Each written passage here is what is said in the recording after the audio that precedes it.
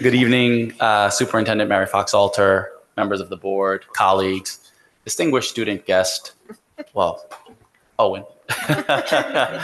I hope in this evening's presentation, you can kind of see the pathway of the work that has gone into a comprehensive counseling program that kind of gears towards transition, right? Not folks working in silos, not folks working at their buildings, but how are we passing along our students in support of their college and career readiness?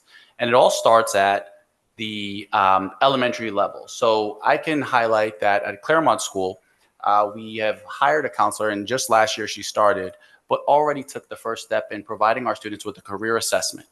Now, this career assessment aligns with John Holland's REASIC theory. Essentially, what we're looking at for our students is trying to identify what are their strengths in terms of careers as well as academic strengths. So it's a age-appropriate, grade-appropriate assessment that is given to students in a fun way, but yet we're collecting data that supports that if a student is interested in the arts, if they're investigative, if they're scientific, right? And exploring that with the student at that age level, right? And then that information is then passed on to Brittany Walsh at the Roosevelt School, who is already conducting resume building, right? Developing students' objectives, their goals, what have they done? Are they, taking care of younger students and incorporating that into action verb language to develop their resumes?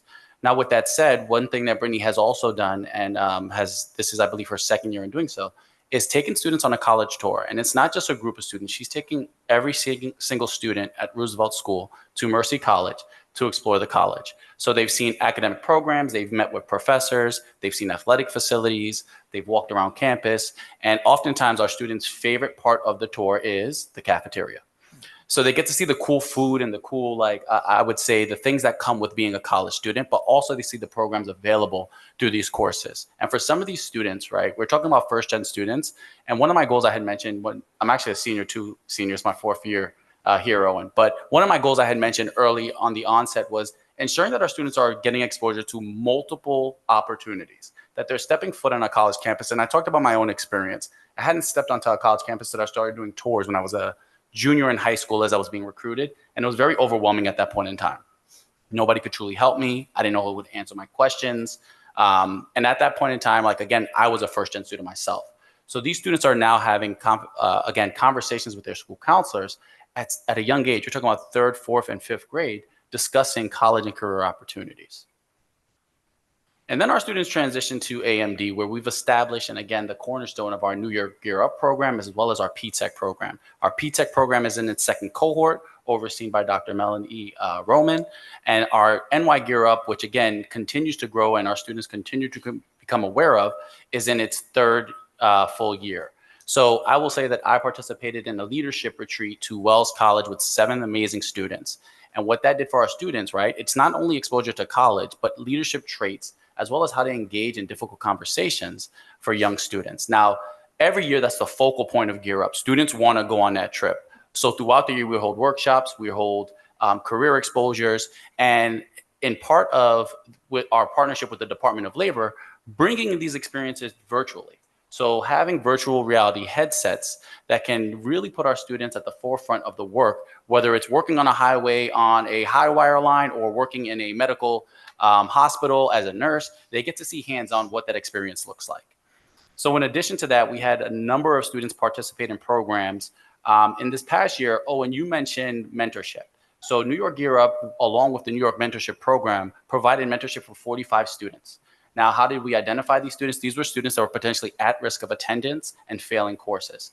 These 45 students came to program with Miss Renee Francis, our attendance teacher, every week to experience workshops and also be mentored by upper grade students on some of the challenges they may face throughout high school. So that's one of the mentorship opportunities we got through NY Gear Up.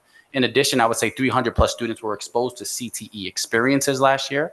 And every single student in the 10th grade cohort currently has visited a college campus. In addition to that, with our P-Tech cohort, again, we're seeing more focal points in paramedics, cybersecurity, health information technologies, and computer information systems, where our students are participating in summer program, exploring these career fields, where they'll have 6 years to not only obtain an associate's degree and a high school diploma, but a potential certification in a job, right? And it's the student's choice at that point to either further their degree with a bachelor's or to go into the workforce. So right now we have 2 cohorts, and another beauty about this particular, I would say, opportunity is 68% of our students in the first cohort are first-gen students, and 60% of our current cohort, the second cohort, are also first-generation students, making significant impact for those young folks. So now when we talk about college and career, 2 years ago, I had the opportunity to work with a teacher that was coordinating an AVID program here, and she invited me into her classroom to conduct a Naviance career assessment, self-assessment, and career cluster surveys. Now, essentially, these surveys are about 15 to 20 minutes, and at the end of it, similar to what our students are doing at the 3rd and 4th grade level, John Holland's Readiness theory, they get like an output and they get to identify careers. Now, the cool thing about Naviance is it automatically starts to identify the career fields in their Naviance portal. So students, the 44 students that took part in this process as a pilot program early on, were able to see that if they were artistic, the multiple fields that they could go into with their arts experience, right? If they were scientific, the multiple engineering fields, or architecture fields if they were, into investigative work, right? So we looked across the multiple career paths, clicked on the career fields, and they started to heart. Our students love hearting. It's a social media way of them liking things, so they can also do that on Naviance. And in doing so, they created a career profile for themselves. So with those 44, myself and the counseling team here, I just met with them actually this Monday to distinguish how do we now push this out grades 6 through 8, right? Like it had such a significant impact on those 44 students that we want to do it across all grade levels here at AMD.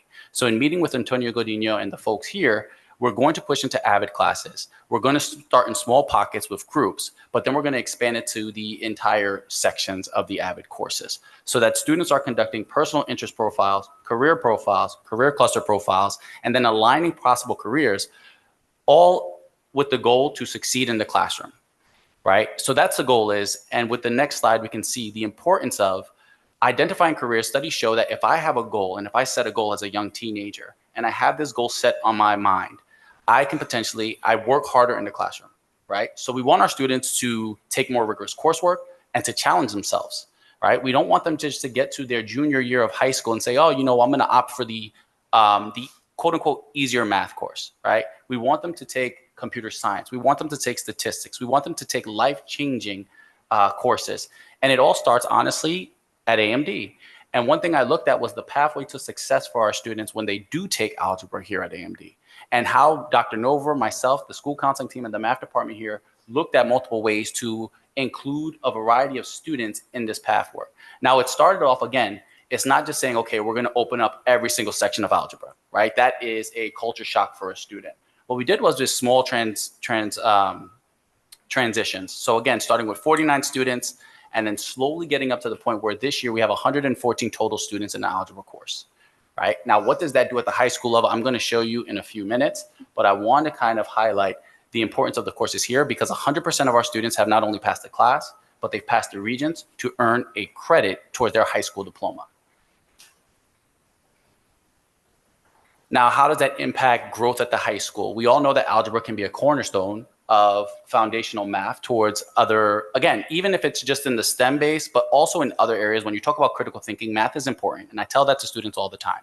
So what we've done is we've seen the opportunity of our students taking algebra and the exposure to college level and secondary courses by 10th grade, right? Whether it's AP World or whether it's SUNY College Algebra Advanced, our students are taking these courses earlier on. Further exploring them on their junior year to take elective courses in super forensics, courses in SUNY race. Like, again, the opportunity to potentially leave high school with 30 plus credits is saving our students significant amount of money. But at the same time, we've opened a lot of sections, so much so that since 22-23 to now, we have 331 additional seats in our upper level courses. And when you look at those courses, we actually have 2 courses that are designated for ICT students, okay? So when we look specifically at science, we've added 52 seats, math, we've added 63 seats, ELA 40, social studies 99, and world language 79. Now, the importance of social studies and world languages, you might have seen an uptick in our seal of civic readiness and our seal of biliteracy. We can now attribute that to our students taking higher level courses and having access to that. When Mr. Prince reaches out to me, who's the curriculum coordinator, and says, hey, I have all these students in AP US history that are eligible now for seal of civic readiness, that's an opportunity for our students to get a seal that, again, supports them. And in a later slide, you'll see in the future the portrait of a graduate, how significant that will be for our students. Now, when I also came here, I took a huge note into the equity of our classes and who's taking them, who's sitting in them. And I think I had mentioned in a early board meeting that this is something I wanted to kind of further look at. And we did look at it. We looked at prerequisites. We looked at alternative ways for students to be referred to a program, working with the math department to ensure that they develop a Excel sheet to provide to counselors and saying like, I ensure that the student will exceed at this course. So all of the work that went into ensuring that our students and our upper level courses also reflect our community. And what I can say to that is what we're seeing is, though that our community is 8% Black or 60%, 70% Hispanic, right, to that notion, we're seeing growth in both areas and significant growth. I can also say for our science research program, that was also a need and inquiry for some of our families is like, hey, like, is there opportunity for my students to get into this program? And we've seen demographical growth in that area as well. Now, what does it all come down to? Now, every year I am challenged as the director of school counseling to develop a school profile of our previous senior class that I have to then get to Naviance that all colleges have access to. So in fact, of the 16 college and careers that have visited us the past, I would say 13 days at the high school, a majority of them have already come up to me and said, hey, is the career profile, is the class profile up there yet for last year? And I said, not just yet, because we're still waiting for some students to enroll into some 2-year courses, and I want to get it as accurate as possible. But nonetheless, we've seen growth. So in the class profile of 2022, we had 75% of our students going to college. In the class profile of 2023, we saw 76%.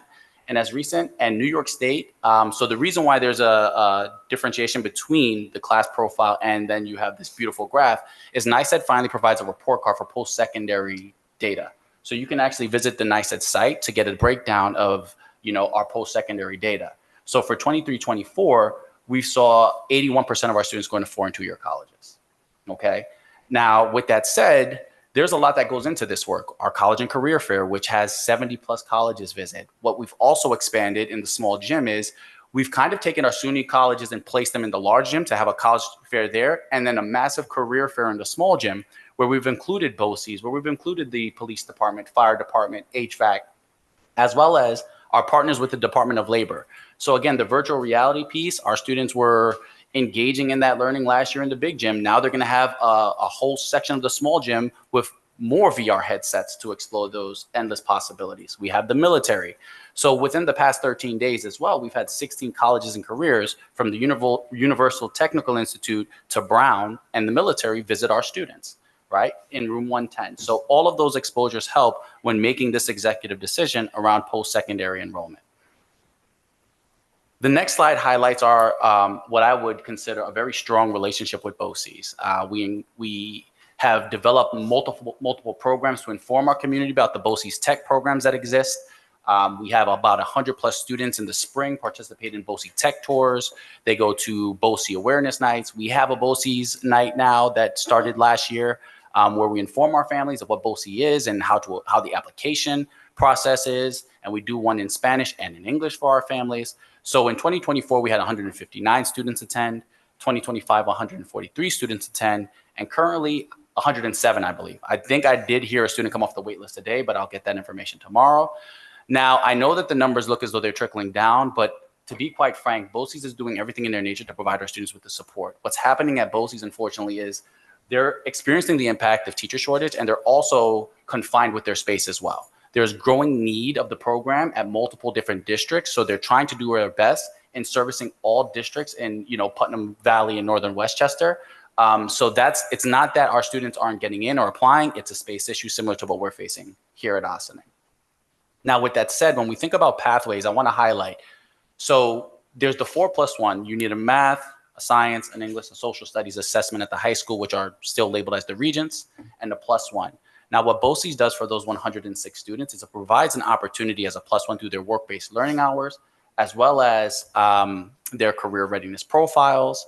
And then again, they have an employability profile that they fill out that then kind of substitutes and adds on for the +1 for those students. So if they successfully pass algebra, earth science, global, right, and English, they can utilize that CDOS profile as a +1. Now, I will say over 80+% of our students earn their +1 either through U.S. history or living environment. We have seen success of our students using the CDOS credential, and Mary can attest to that because she has to sign off on them often to provide a student an opportunity to earn a local or Regents diploma.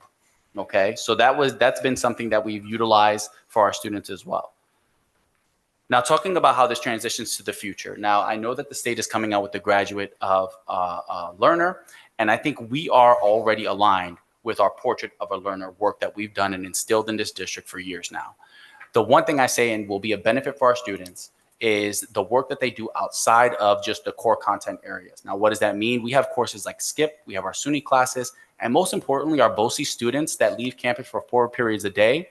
And oftentimes when they come back, they have to take the part in government economics, they have to take a gym. Now they can kind of look at utilizing that BOCES experience and kind of alternating that and counting that as a math, counting that as a science, so that they can open up their schedules to take college level courses or elective courses of their interest. So that's what the portrait of a graduate will possibly, I shouldn't say possibly, will afford our students, is the opportunities right outside of the classroom that will support them. And that is it. So thank you for your time.